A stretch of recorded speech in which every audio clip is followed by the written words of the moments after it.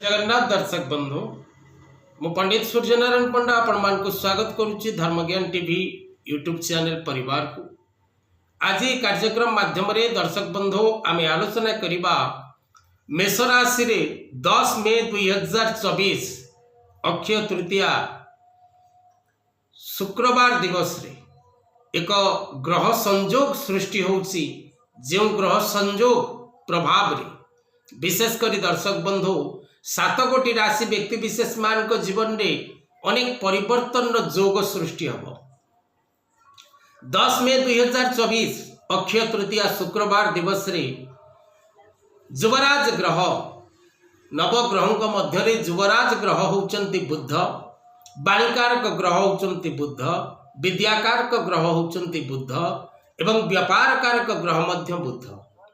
बुधंकर राशि परिवर्तन मेष राशि रे प्रवेश करिवे युवराज ग्रह बुध।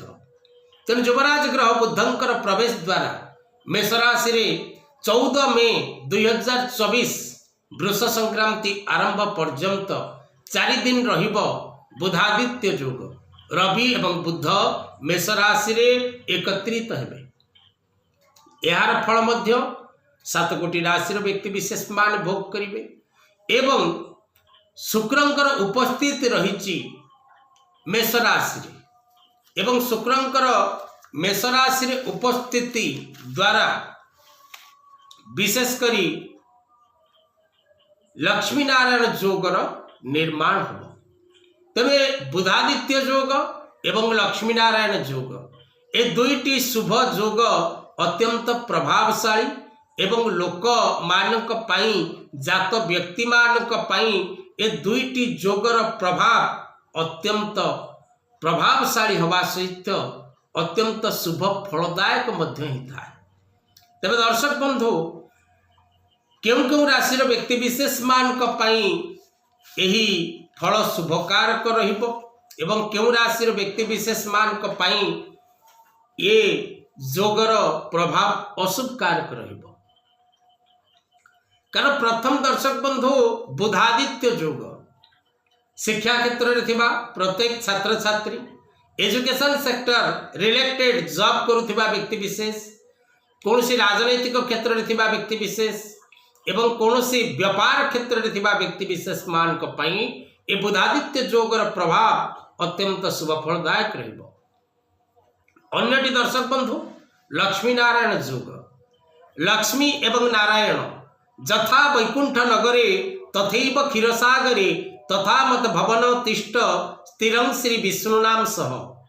अर्थात दर्शक बंधु ए लक्ष्मी नारायण जोगटी एपरी एक जोग जो जोगर प्रभाव रे व्यक्ति धनवान होता है, व्यक्ति को धन प्राप्ति होता है।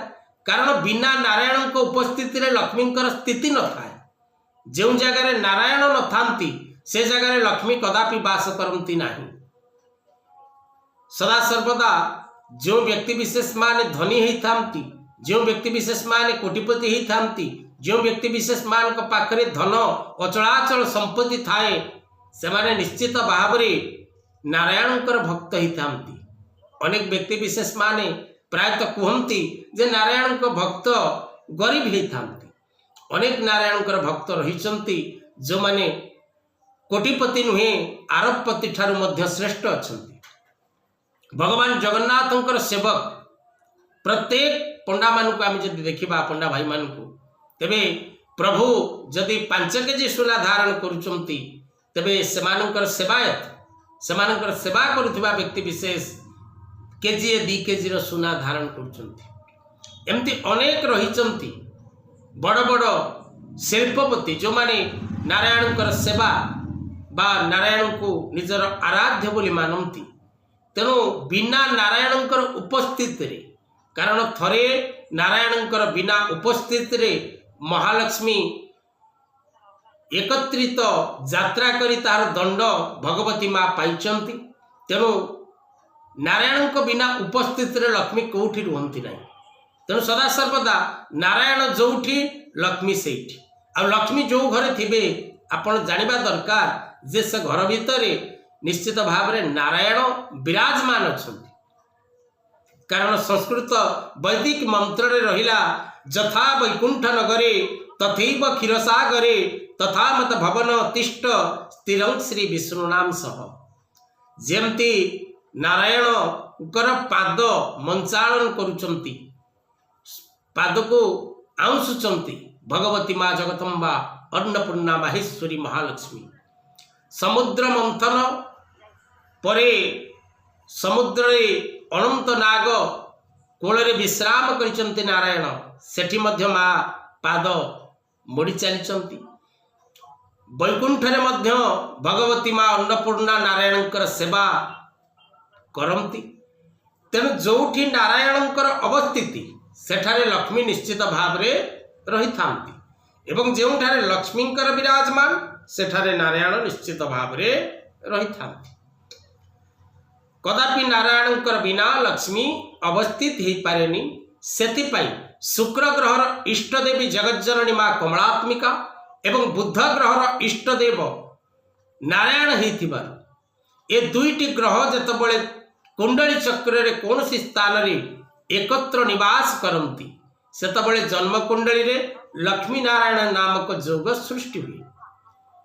ए लक्ष्मी नारायण जोगटी एते महान जोग, जदि कौन सी व्यक्तिर जन्म कुंडली रे लक्ष्मी नारायण जोग रही थाए तेबे से व्यक्ति निश्चित भाव रे धनवान हुए, सुखी हुए, सौभाग्यवान हुए।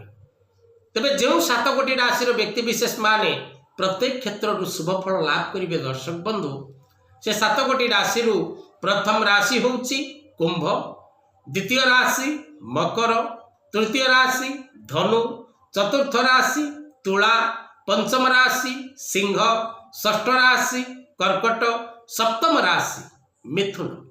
तेणु 7 कोटी राशि व्यक्ति विशेष मान जीवन में सुख एवं सौभाग्य निश्चित भाव में वृद्धि पाइब। आज कथा वस्तु को एठी रखिबा। जय जगन्नाथ।